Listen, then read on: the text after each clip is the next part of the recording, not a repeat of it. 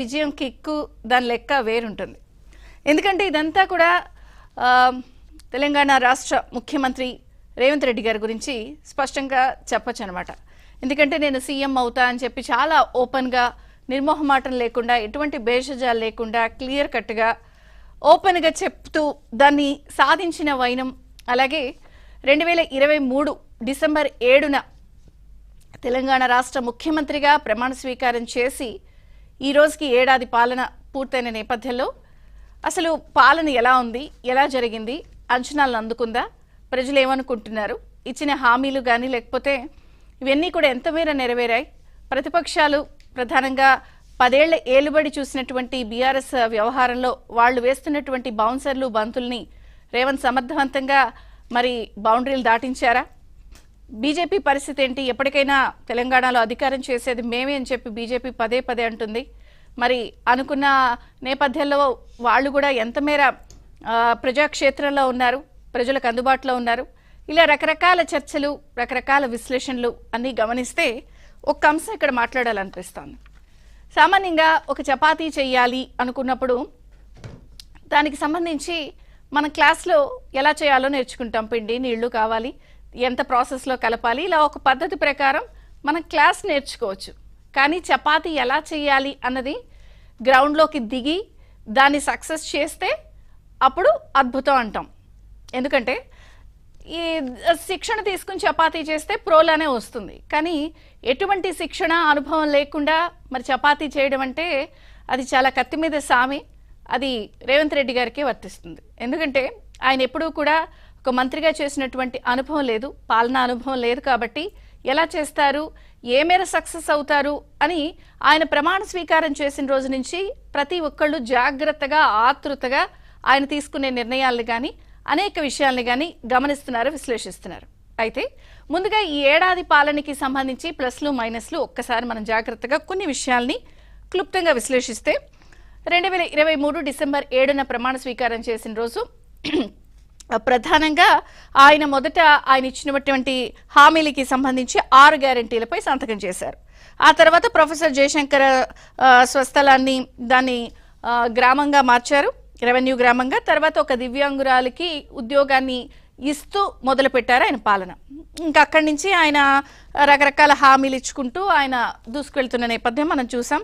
మహాలక్ష్మి పథకంతో ఉచిత బస్సు సౌకర్యం కల్పించడం, తర్వాత 500 రూపాయల ఫ్రీ గ్యాస్ సిలిండర్ పథకం ప్రారంభం, ఇలా రకరకాల కుటుంబాలకి 46 లక్షల కుటుంబాలకి సిలిండర్ ద్వారా లబ్ధి, ఆరోగ్యశ్రీ ఒక 10 లక్షల వరకు పెంచడం, విభిన్న పథకాల రూపంలో ఒక 1677 విభిన్న ప్యాకేజెస్ని ప్రకటించడం, 90 లక్షల కుటుంబాలకి లబ్ధి. ఇవే కాకుండా ఆయనకి సంబంధించి రకరకాల హామీలు ఇచ్చుకుంటూ చేసుకుంటూ వెళ్తున్నప్పుడు ఒక రకంగా చెప్పాలి అంటే ఆటుపోట్లున్నా కూడా అభివృద్ధి దిశగా సాగింది అని ఒక సెక్షన్ అన్నారు. అంటే రుణమాఫీ విషయంలో 6 గ్యారంటీల అమలు విషయంలో కొంత సక్సెస్ అయినప్పటికీ కూడా పాత స్కీములు కొనసాగించే విషయంలో మాత్రం కొంత అక్కడక్కడ ఇబ్బందులు ఎదురయ్యాయి.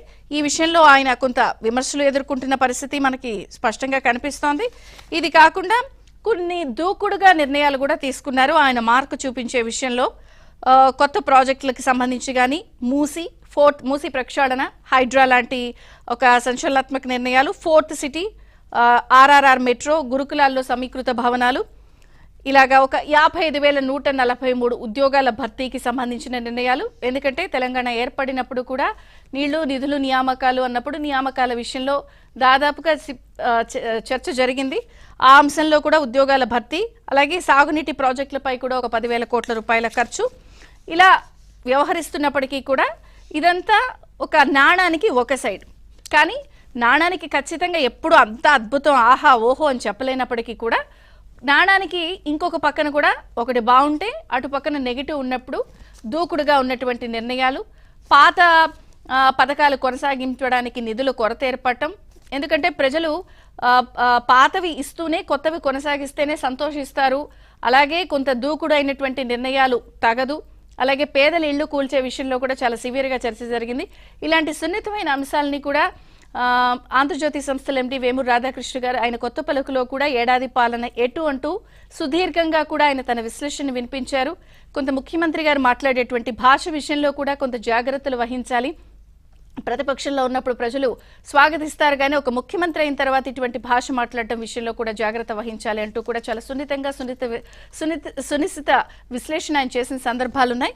అలాగే కేవలం ఇచ్చిన హామీలు, పథకాలు, కొత్త ప్రాజెక్టులు ఇవే కాకుండా మరి ఇక్కడ ఖచ్చితంగా ప్రతిపక్షాన్ని ఇరుకుని పెట్టే అంశాలు కూడా ప్రభుత్వం చేస్తున్నప్పుడు డెఫినెట్గా అటు కూడా కాయిన్కి ఒక సైడ్ ఉంటుంది. కాబట్టి అంటే వచ్చిన ఏడాది విషయంలో ఈ హామీల అమలు, ప్రాజెక్టులు తీసుకురావడమే కాకుండా గత ప్రభుత్వానికి 10 ఏళ్ల ఏలుబడి విషయంలో కూడా కొంత సంచలనాత్మక నిర్ణయాలు తీసుకున్నారు. జరిగిన అక్రమాలపై చాలా గట్టి ఫోకస్నే పెట్టారు. కాళేశ్వరం, మేడిగడ్డ ప్రాజెక్టుపై దృష్టి పెట్టారు. పీసీ కోష్ కమిషన్ విచారణని ఆ అంశానికి సంబంధించి విచారణ జరుపుతుంది. అలాగే ఛత్తీస్గఢ్ నుంచి విద్యుత్ కొనుగోళ్ల అంశం విషయంలో కూడా దర్యాప్తు స్పీడప్ చేసిన తర్వాత కొంత మందగించిందనేది ఒక చర్చ ఉంది. ఇదే కాకుండా ఒక రకంగా ప్రభుత్వం ఏర్పడిన తొలినాళ్లలోనే బీఆర్ఎస్ ఇది కూలిపోతుంది అది ఇది అన్నప్పుడు కొంత చాలా సీరియస్గా దాన్ని రేవంత్ రెడ్డి గారు సీరియస్గా తీసుకున్నారు. ఆ విషయంలో చేరికలు అటు ఇటు అవి అనేది మనం స్పష్టంగా చూసాం.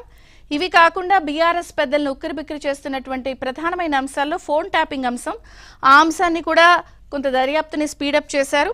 ఇదే కాకుండా బీఆర్ఎస్ ప్రభుత్వం చాలా ఘనంగా చెప్పుకుంటూ ఉండేది అప్పట్లో ఫార్ములా ఈ రేస్, ఆ విషయంలో జరిగినటువంటి ఆర్బీఐ నిబంధనలు ఉల్లంఘించి ఆర్థిక శాఖ అనుమతి లేకుండా నిర్వహించినటువంటి అంశాలన్నింటినీ కూడా ప్రజల ముందుంచారు.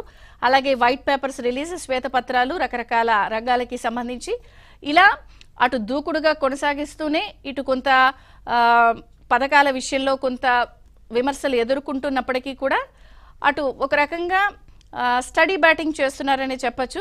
అంత అద్భుతంగా 6లు అని చెప్పలేము, ప్రతి బాల్ ఆహా ఓహో అని చెప్పలేము.